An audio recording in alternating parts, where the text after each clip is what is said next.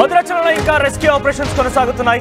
భవనం కూలిన ఘటనలో ఇప్పటికే 2 మృతి చెందారు. మృతుల్లో చల్లా కామేష్ ఉపేందర్ గా గుర్తించారు. అయితే చల్లా కామేష్ యొక్క మృతదేహాన్ని వెలికి తీశారు. ఆయన తీసుకువెళ్లి కొంత కొనవుపురితో ఉన్నటువంటి ఆ వ్యక్తిని తీసుకెళ్లి ఆసుపత్రిలో చేర్పించిన తర్వాత కాసేపటికి మరణించాడు చల్లా కామేష్. ఇంకా ఉపేందర్ యొక్క ఆచూకీ లభించలేదు.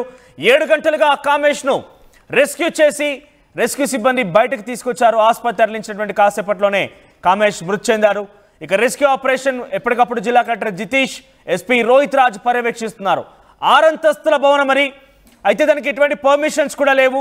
అరకొరగా ఏర్పాట్లు చేసి నిర్మాణాన్ని కూడా అరకొరగానే జరిపించినట్టుగా తెలుస్తోంది.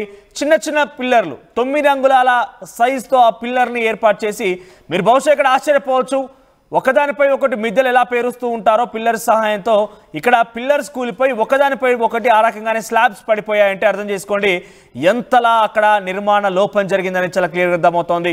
యజమాని ఒక ఆలయాన్ని నిర్మించి ఆలయం పక్కనే ఆనుకొని ఒక మఠాన్ని నిర్మించబోయాట. ఆయన యొక్క దురుద్దేశమే ఇంతటి దారుణానికి ఒడిగట్టింది.